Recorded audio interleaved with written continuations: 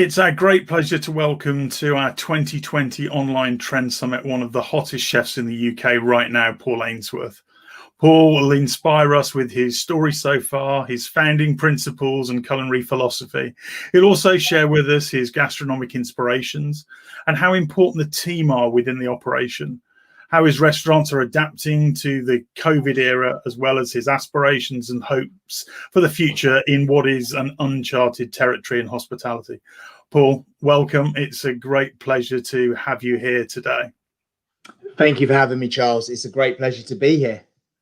I wonder if we could just start, for those people in the audience today that don't know, what's the day job, Paul? What's your role? And tell us a bit more about the different businesses that you and the team run down in Cornwall. Well, the day job's always going to be a chef, but a chef now with a few more responsibilities, a bit more to manage. But yeah, the day job is in 2005, I moved to Padstow. 3 years later, with my wife, Emma, we took over the business, which is Number 6, which I was head chef. We then renamed it Paul Ainsworth at Number 6. 3 years later, we took on another business called Reggiano's. A year later, we renamed that Reggiano's in the Square. And more recently, last year, we actually bought the freehold, which was a huge step in sort of our business portfolio. And in 2015, we launched a business called Padstow Townhouse that gave us the accommodation side to our business. And then in 2019, I was going to do a business, or I did do a business called Mahe, which is named after an island in the Seychelles where my mum's from. And that's our development kitchen, cookery school, chef's table. But then I also got the offer of the Mariners pub in Rock, which is across the estuary for those that know Cornwall quite well from Padstow. So yeah, in total, that gave us 2 restaurants, a pub, bedrooms, and a cookery school. Wow, that's incredible. How could you possibly resist the Mariners, which is obviously an institution in its own right? Absolutely, yeah. Some cracking stories when you talk to people about the Mariners, and they're like, "Oh, I used to go there in the 90s." Yeah, absolutely. Yeah, up to no good. Yeah, indeed. We'll perhaps skip over that. Yeah, definitely. Can you tell us a bit more about your you've got an infectious passion for hospitality. Where did all that begin? My mum and dad. I was born into hospitality. So my mum and dad had a 5-bedroom bed and breakfast, which they then extended to another 10 bedrooms. And in the height of the 80s, it was well ahead of its time. All the rooms had Sky Television. They were all really nicely kitted out. My dad built a swimming pool in the back garden for the guests. So much came from there, not just hospitality, but also a work ethic. I had a very, very sort of strict dad that, he really sort of, wanted to drum into me, the difference, or the value of money and working hard. And if you want something, you've got to go out there and work hard for it. And it was in hospitality. So it was our home was the business. And that actually was an amazing thing to be a part of, so if as a kid, if I picked up the phone, I didn't pick it up and go, hello. Or do you remember in those days when people would read out their phone number? Like I would say, hello, Bitton Park Guest House, Paul speaking. How can I help? And you don't realize when you're that young that, especially if I did, took a job in hospitality, what a great grounding it was for me. And was either your mum and dad more the culinary influence or not, or was it much more of a combined influence? Great question. And it was a combined influence, which is really surprising. So again, 10 years old, when you start to go around your mates' houses, I'd go around my mate's house and like the mum was doing all the cooking. The dad was completely and utterly useless. Like didn't have a clue what to do in the kitchen. But at home, I didn't know any different. My dad, he was a fantastic cook. So Monday to Thursday, he would be doing very traditional English dishes, meat and potato pies, roast dinners, shepherd's pies, that sort of kind of cooking. And then on the weekends, mum took over, and mum so Friday, she would always kind of bring like a Seychelles wire influence, so Creole kind of style dishes. And then, the weekends was like sort of my mum took over. And again, it wasn't until later on in life I realized how lucky I was to have 2 parents that both were brilliant cooks. And is that something you're trying to embrace with your own family as well? That sort of fluidity with sort of work and family, and just it sort of being a bit of a melting pot of the two. Yeah, definitely. I think times have changed as well. You know, the reason that dads like didn't cook was because, again, in this country back then, we didn't see food as anything other than energy, fuel. Mm-hmm. And going out to a really, really nice restaurant was for the elite. Yeah. And it's changed so much. So I doubt now that you've got that. I think that you've probably got more families where both mum and dad both kind of cook. Yeah. Having said that, when me and Emma kind of met, Emma's kind of diet was for the want of a better, it was terrible. Like, Emma was a really, really plain eater. It was like, you know, ready salted crisps, plain ham sandwich, and didn't. Her mum had an absolute nightmare trying to sort of get her to kind of eat anything. And I remember thinking to myself, this will be quite difficult for our relationship, because I'm going to want to go to all these amazing restaurants. Yeah. And what's Emma going to do? And she, you know, when she moved to Padstow, I sort of just taught her some basic things in the kitchen. And honestly, the transition was unbelievable. And I used to say to her, a lot of it is in the mind. Try it. Just kind of see what you think. And I think because it was me, she trusted me. Then she would try it.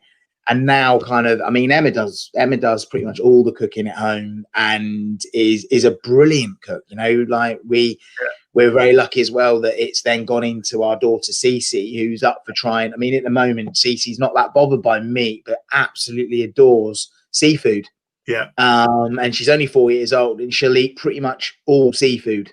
Yeah. So yeah, you're right. We try to make home very much about like that. We're both sort of, you know, kind of teaching Cece, you know, like how important, you know, food is, you know, because when I grew up, it wasn't, it was just food was fuel. Yeah. You know, and you touched there on some of, I suppose, those principles that in the early stages of your relationship with Emma, you kind of taught her. And I really wanted to ask you about that. And in the world of, you know, in the world of chefs and gastronomy, this term, and it's a bit of a grand term, but culinary philosophy, what are the principles in food and drink that I suppose you live and die by? How would you kind of describe those? Flavor. It's as simple as that. It always presentation, you know, for me, presentation. Again, things have moved on, and I think that is fairly obvious now. But there was a big part of my career where it was actually the focus was on what it looked like on the plate. Yeah. Not so much on what it tasted like. That was almost second. It wasn't, say, third or fourth down the list, but it was like, it looks great. Then what does it taste like? And for me, if you had to, like you've just asked me, to pick one culinary gastronomic principle, flavor. And I hope and think that people, when it sounds very obvious, but when they do visit our establishments, I really do feel that people, they can see that that's what we strive for. So whilst at number 6, you may look at a dish at, say, number 6, which is our rich restaurant where we hold our Michelin star, and you look at it and think, well, it looks really clean and really beautiful. That's just Mother Nature. That's just it happening naturally. We put no focus on. We're like, right, we want to work with scallops. We want to do this dish, and it forms together. We never ever have a chat on like, right, we want to put that on that side of the plate, or we want to put that. All we are focused on is how can we keep it in its purest form. Yeah. But how can we make this is number 6 I'm talking about. You know, that you sit there and think, that has just blown my mind, and I wouldn't have a clue how to do that at home. Yeah. So I suppose there's probably 3 principles I've given you there, because I think that's still important. I think that, like, I feel it's my job that when you're coming to Paul Ainsworth at number 6, that I want you to be like, I'm not trying to blow you away with molecular or any kind of wizardry or anything like that. It's more like, oh, how have they done that? I wouldn't be able to replicate that at home. Because I think that's what you're paying for as well. Yeah. You know, and it's always been, even from the early days, it was just always the the key principle was flavor. How can we extract the most flavor from that? And that's what we search for. Yeah. So it's flavor first. Yeah. Always. Absolutely. Because I actually find that if it's the fish and chips at the Mariners, or it's a gorgeous bowl of pasta, if it's fresh and alive and you're using the best ingredients that that is possible, that is available on on the planet. Again, so all the restaurants have the same suppliers. We don't just because the pubs kind of like a different kind of concept or a different sort of price point, all the same suppliers across the group, but we don't have scallops on it, the Mariners, or we don't have turbot on it, Cafe Reggiano. No. But it's the whole presentation and that kind of that just happens naturally. Yeah. Well, I guess that's a testimony first, I guess, to the ingredients, but also the skill of the team. Absolutely. And I know we'll talk a little bit more about the team in a second. I mean, I know from seeing the plating and from seeing the comments actually that people share that you also like to add an element of humor and a bit of fun and make people smile in what you do. I mean, I suppose simply, why do you do that? My personality. One thing I think I've learned as I've got older is that the chefs that I admire and use the type of, this may sound straight, but it is so true. The type of person you are and the kind of personality you are reflects in the way you cook. Mm-hmm. It reflects in everything you do.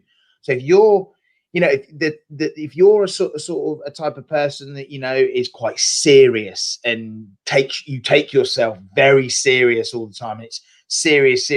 Quite often, it's not to say that will reflect negatively in the food. Just means that that's what your restaurant, your team, your everything is gonna be like that. And I suppose that personality comes from that. I take what I do is serious. People often think, you seem like really approachable. And yeah, of course I am, because that for me is my personality. I've always been like that. But that doesn't make me any less ambitious or driven, or that I want to aspire and achieve the successes that we strive for every day. And I just, that is something I can't hide. It's just naturally what that I will bring to food. Now, it's not in all the dishes. I think the dish that probably reflects that the most is the fairground. Yeah. And going on to the fairground, at number 6 now, none of it is there as a gimmick. None of it is there. Again, it all boils down to the flavor, from the souffle to the chocolate aero to the choc ice to the monkey bread that you finish with. It was about, right, well, how can we evoke all those wonderful memories for people of going to the fairground? Because I have strong memories, nostalgic memories of the fairground. But how can we do them in such a gastronomic way that, again, blows people away and is, the most tastiest thing that, that they put in their mouth? So, again, I don't sort of actually work on that. I suppose that's just my personality and who I am coming out in what I do. Yeah, and I guess that's the magic. But it feels like you've got lots of different restaurant points when you're talking there about childhood memories and different experiences that are coming into that as well, which I suppose takes me on to another question that I wanted to ask you about. And cuisine is often gets segmented into areas like cuisine or cooking methods or different food cultures.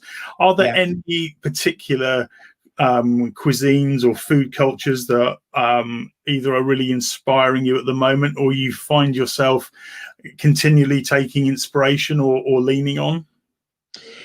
Yeah, I mean, I've worked for 3 unbelievable chefs who've inspired me massively. Gordon Ramsay, the late Gary Rhodes, and Marcus Waring. And so, working for Gordon, it was obviously hugely French. It was a very, very beautiful French style of, of cooking. working for Gary, I feel that there was a lot of that in Gary as well. But Gary was, was so ahead of his time when, when I was working for him, that he was, really kind of like, right, buy British, celebrate British. Let's celebrate the beautiful, British dishes that we are famous for and stuff. And again, Marcus the same in terms of that kind of French style cuisine. So you would say a lot of that features quite, heavily, and I've kind of developed sort of my own style. When we first opened Number 6, we were very much about sort of like, the British Isles and British and stuff. And then you get to a point where you're like, do you know what? You just want to sort of use the best, and you want to kind of buy the best that you can get your hands on. Now, if that comes from Cornwall, fantastic. If it has to come from further afield in British Isles, brilliant. And if it's a bit further than that, fantastic. And that then is kind of now nurtured into sort of our own style of just trying to give you this incredible Cornish experience, coming to see us. And then I suppose modern day now, cuisines that I'm heavily inspired by what people like Bjorn Frantzen are doing in Stockholm. I think, I ate there when it was Frantzen Limburg, and he was at his old site in the old part of Stockholm. I went there with Tom Kerridge and, Charles. It back then, this was 8 years ago, it blew me away. It was unbelievable. Frantzen was the savory side, and Limburg did the desserts. And then, and I think as well, I went there, it was the first Nordic restaurant I'd eaten in. And I think I went there thinking, because obviously Noma had exploded onto the scene. Yeah. And again, sort of Bjorn, back then, the cooking was actually really classical. It was really French kind of based and stuff. And it wasn't, I think I was expecting it to be more plant-based and stuff. And then we love Greece as a family. We love going away. Our favorite island is Mykonos. And I love that cuisine. The kind of the clay pots of lamb cleftico, terra malata, the tzatziki, all of that. When you say the word kebab in this country, we go straight to 3 o'clock in the morning. Yeah, exactly. When you go to there and you have beautiful homemade pitta with lamb that's been turning on the spit, and then the freshness that you'll get from, say, like the tzatziki, like the yogurt and the cucumber, it's delicious. It's a fresh, vibrant, colorful cuisine. And I love Greek cooking. No, that's brilliant. If we can, I'd love to ask you about some of your kind of recent experiences. It's clearly been, this year has been devastating for many parts of the hospitality industry. But how have you found those issues? And if I can, I'd like to ask you about the highs as well as the lows, if that's okay. Yeah, absolutely. Look, we'll go straight in. That the week, to give you a quick, like everybody, a long story short, we obviously knew that COVID-19 was gaining speed, especially by the time we got to the beginning of March, it was clearly a thing. And my sector, as you know, the hospitality sector, we were kind of like shut down last. Yeah. But we were, the government had basically told, the United Kingdom, stop going out, stay in, and start to kind of isolate. But they didn't shut us down. Yeah. So the period of Boris actually making that announcement, and then it was a full week until we were shut down as of midnight on the Friday. I mean, apart from, unfortunately, like when I lost my dad in, a few years ago, that was probably one of the worst periods of my life, because no matter what, I lead from the top. I do my best to set an example to the team day in, day out, and I will always just lead from the front. And no matter what, you've got people say, yeah, but Paul, it's not your fault. It's a pandemic. It's a national crisis and stuff. But when you're sort of looking at the people, you're staring down the barrel of a gun, and you're looking at people like John Walton, who's, you know, John Walton's my, you know, executive chef, who's been with me pretty much since the beginning, 15 years. Chris McClurg, chef de cuisine in number 6, who's been with me 10 years. Alex Tozer, the COO, you know, he's been there 11 years. Paul Dodd, you know, the Mariners manager. These guys have been with me for a long, long time. And you sort of saw other businesses as well making instant redundancies straight away before any furlough had been announced or anything. There was redundancies straight away, and it was horrific. And there was also, you know, now they all have their phones. They're looking at their phones, and there was just this horrible feeling amongst the teams, and it was, none of us knew where you stood. And you're trying your best to kind of lead it, and actually Alex, who's like who's our COO, he was actually off ill with suspected kind of COVID, so he was isolating. And yes, I mean, you know, when you're in the, I've always known this, and it's not something I ever complain, moan about. You make your bed and lie in it, but you know, it can be a very, very lonely place when you're in charge and you're leading it from the front. And when it got to the Friday, the furlough obviously eased things a lot, but also we were losing bookings left, right, and centre, but we weren't closed down. We were still trading. Then restaurants and hotels were announcing their own closures before we were told to close. And, you know, and you sort of get this feeling that people are like, well, why are you still open? Why are you not closing? And it's like, you don't understand. The only thing that I cared about, one thing that was a priority to me, was the 130. At that point, we were at about 130 people in the team. They were the priority. And as I've said in past kind of interviews, Charles, I always times that number by at least 3. A lot of those people are sole income earners. You know, you have a lot of people relying on you, you know, to make sure that making sure payday happens month in, month out. And it was a horrible time. And you know, furlough's brilliant, but furloughs, it's a bit like saying to somebody, I'll take care of your mortgage, but they've still got all of their other outgoings, as well. And furlough, whilst it was a huge help and it was absolutely brilliant, there was still a lot of other stuff to sort out. And day after day, meeting after meeting, you know, going through age creditors, right? Okay, you know, like people don't realize, you know, can you imagine with a business? I mean, we're a medium-sized business. You know, imagine you're a big company. What do you do with BT? And when we all know what BT's like, don't we? To try and you know, if you shut all of that down, what happens when you reopen? So there were certain outgoings that we left. We had no choice but to leave them in place. And then there was a conversation with the banks. Me and Emma had just, as you can imagine, we had bought the freehold of Cafe Reggiano in the December. So we had a huge mortgage to be dealing with as well. But now moving into the positivity, you know, from our bank manager, our landlords, you know, our landlord at number 6, our landlord at Padstow Townhouse, they were phenomenal. And they were brilliant in how they helped us. And the support from people like that just made things, better. But people, don't get me wrong, it was nice to spend the time with my daughter and with my wife, but I wasn't here really in spirit. You can't, it's all very well, oh yeah, you're off, but I'm not an employed person. I can't just go, right, I'm off. I've got me 80%, job done.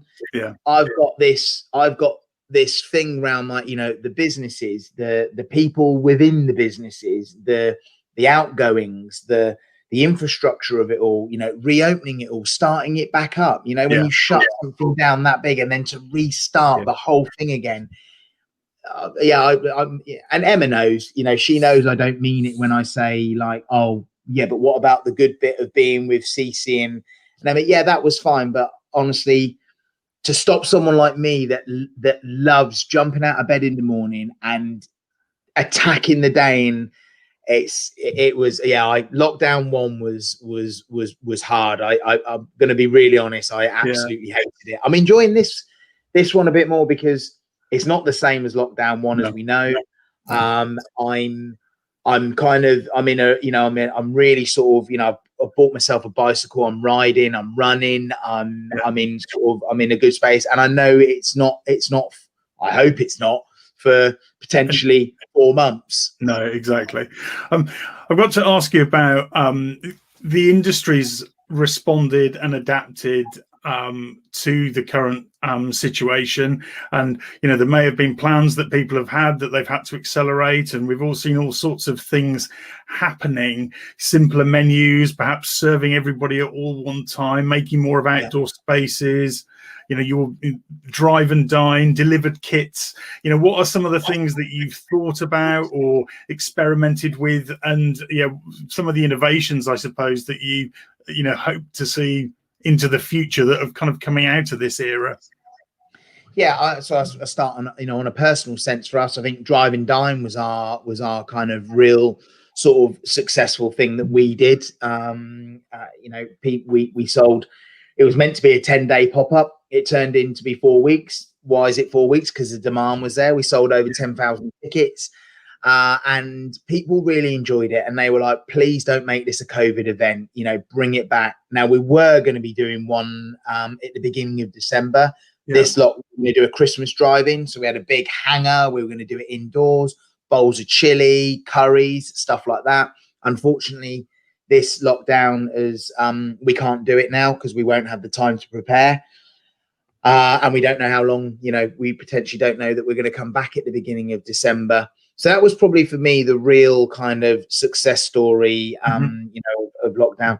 The other thing, Charles, was the teams during the first lockdown were phenomenal. They, whether it was our fish supplier, meat supplier, our caviar supplier at number 6, vegetables, everything, they went on Zooms, Teams, and just educated themselves, and we grew and grew and grew.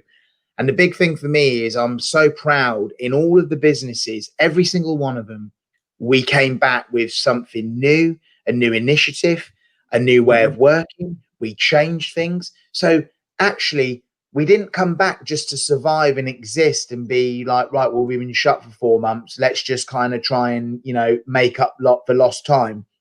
We came back stronger. We had grown. We had new ideas. We had different ways of running the businesses. And there's not one thing that we've sort of looked at and gone, yeah, do you know what? That seemed like a good idea in lockdown, but no, it doesn't work. The reality is it's brilliant. Number 6, we now make our own butter, because unfortunately, one of our butter supplier fell victim to COVID in terms of their business. So we then were like, right, well, do you think we could make our own? And it was quite a big one, making your own butter properly, and a really good one and stuff. And the way we now serve it to the guests at number 6, and that was all born out of COVID. I think across the whole kind of spectrum of hospitality, I think the thing that I've seen come out of it that looks to be commercially viable. And before I move on to it, this is the other thing. Lots of people, doing lots of things, but so if I'd had £1 for every time someone says to me, "You're going to do takeaway?"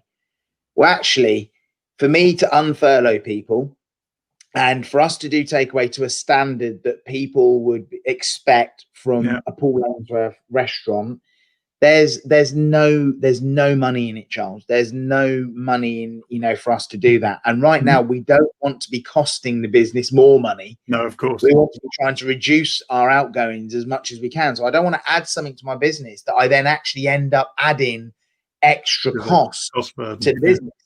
So I think there's businesses that it does work for that are in sort of, say, more city venues that takeaway can work for. But I think the food box is something that you'll see here to stay. I think there's some chefs out there that are doing some really good food boxes.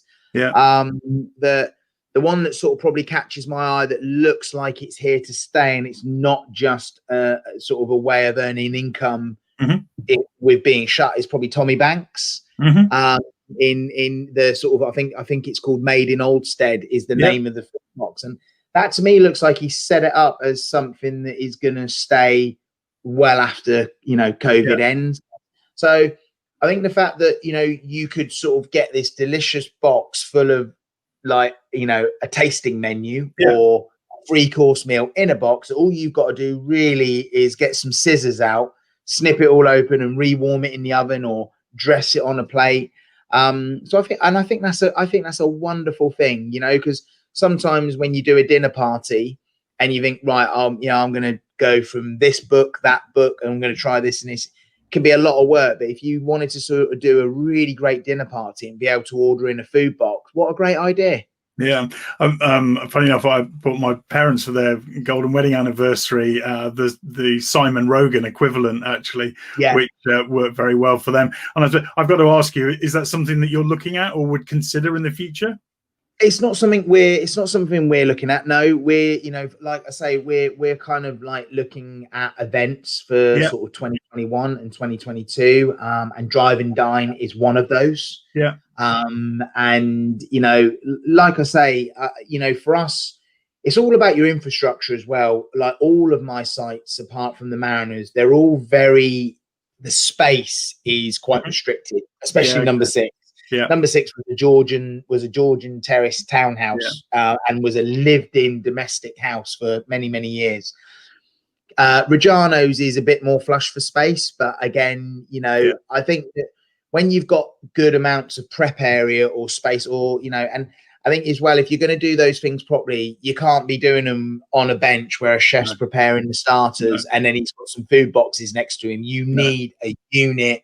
And a good production. But no, I take my hat off to the chefs and operators that are doing them. But no, from an entrepreneurial sense, we've got like lots of other sort of different ideas in the pipeline, and they're kind of quite events sort of based ideas along the lines of like Drive and Dine and certain things like that. But no, it's brilliant when you sort of see, I quite often sort of say, improvise, overcome, adapt, they're those kind of 3 words which are really, really prolific in this kind of, national crisis that we're in. Definitely. Well, and that, I guess, leads me on to another area again that I'd love to get your perspective on. There's perhaps, it's been a time where, going out and having those expressions of indulgence in kind of fine dining and Michelin star restaurants we perhaps learned to live without them in some cases. So do you see it as being last orders for fine dining and Michelin star cooking? No way. Absolutely no way. I think pre-COVID, post-COVID, it depends on your offering. Last orders is all down to the operator. If you become too niche and you put yourself out there and you become almost too focused on being, this is what I do and I'm the artist and this is the only thing that I'm going to paint, then fine, that's you. But you got to remember, are there enough people out there that are willing to come and support you and visit your restaurant or whatever it is you're going to do monthly, weekly? We're number 6. We have customers that will eat with us while they're on holiday, 2 or 3 times, on a 2-week holiday. So that is what will determine whether you're, a successful fine dining restaurant. But as for fine dining, or, it's not a term I really, like to use, but, like if you're going out, there will always be, that market for people that want to go out and have a really, really special time and be blown away. And, and you mentioned, the word, the Michelin, in that, the Michelin guide, like anything that stands the test of time, it's like looking at a really modern, a modern sort of restaurant, and then looking at somewhere, say like Le Gavroche, or the Waterside. Those restaurants have seen it all. They've been through it all, and they're still brilliant restaurants. Like last year, I was really lucky to do some work with British GQ magazine with Michelin. And it was a massive learning experience for me, because I had to learn like when the Michelin guide started and how it started and how it formed. And that guide is steeped in history. Yeah. If you strip everything away, what's it doing? It's giving the consumer a red book or online showing you the best places to go and check out. But it's not just free Michelin star restaurants. There's Bib Gourmands, there's, Reggiano's and Mariners are listed in the, in the Michelin guide. But what it's doing is it's a team of people, inspectors, that go out and find great places to recommend to us, the consumer, somewhere where you can trust. And I always, in my own personal thing, I always think that I look at Michelin, like when I'm growing up as a kid, and even now, Rolls Royce. Mm-hmm. If you say those two words, a bit like this Matt, this is the Rolls Royce of coasters, right? Yeah. Rolls Royce have built something. They've built a brand that people use in their everyday language to describe something as the best. And I think that's what Michelin have. I think that if I said to you, Charles, tonight I was going to take you to a Michelin star restaurant, I'm pretty sure that you're going to be like, oh, yeah, lovely, thank you. That sounds fantastic. That's not a trend. That's not a fad. That's not something that's COVID's going to wipe out. It's here forever, and and I remember seeing something that Gordon put on, online a couple of years ago. Do you know what it all boils down to for me, Charles? And he's absolutely right. It's standards. Yeah. And everything is about standards. And if your standards are high and you're welcoming and you really understand that, customers make payday possible, then you'll be fine, and you'll have something that will stand the test of time. And one of my other beliefs, value for money doesn't mean cheap. No. Value for money means whatever it costs. That meal's cost you £200. As long as you walk away feeling you've had value for money and it blew you away, yes, it might be expensive, but that's a different word. Value for money does not mean cheap.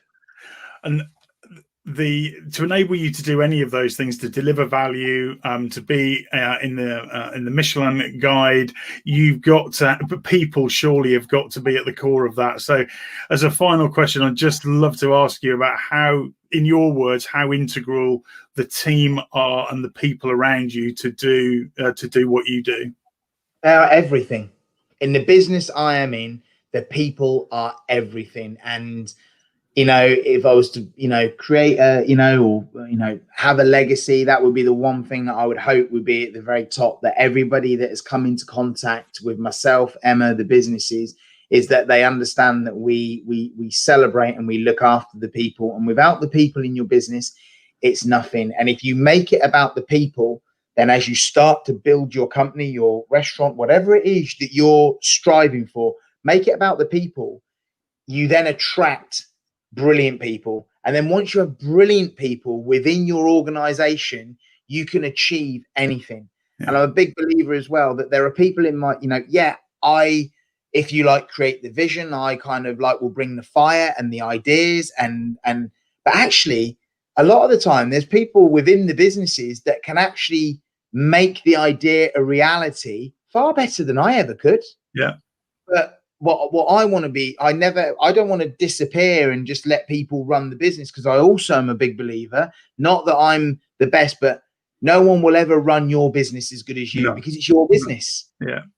But if you can create and build a team of people around you that love your business as much as you do, then again, you will have something fantastic. And that is why, we create profit share partners within our group. We look after people. And I've always been so much more, I know so much about my team, and I make it my job to know so much about my team and be there for them.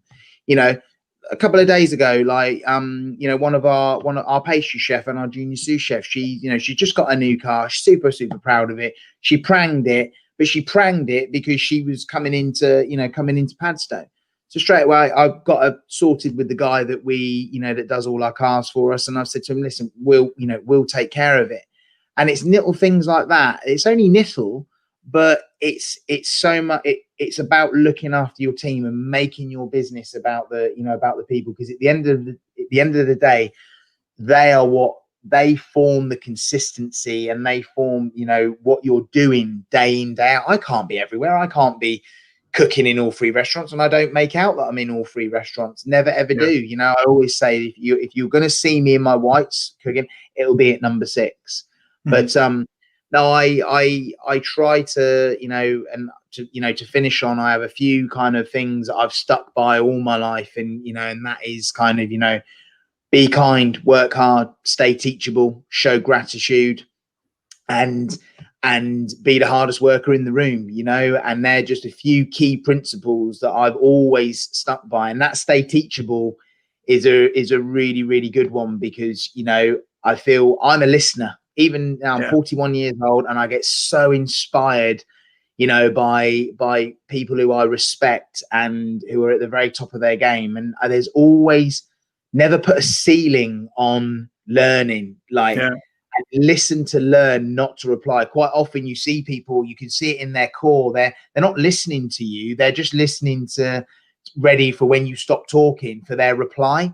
And actually, you know what, turn it around. Listen to what the person's trying to tell you. Stay teachable, and you'll continually just go like this. Don't ever go like this, because all that happens is that. And I never want to be that guy. You know, like you know, whether it's you know, I have an amazing mentor in my life. You know, a guy called Derek Mapp. You know, like yesterday, you know, sort of, you know, just you know, had a, you know, great conversation with Gordon. You know, he's my you know, he's my old boss, but you know, he stays in contact.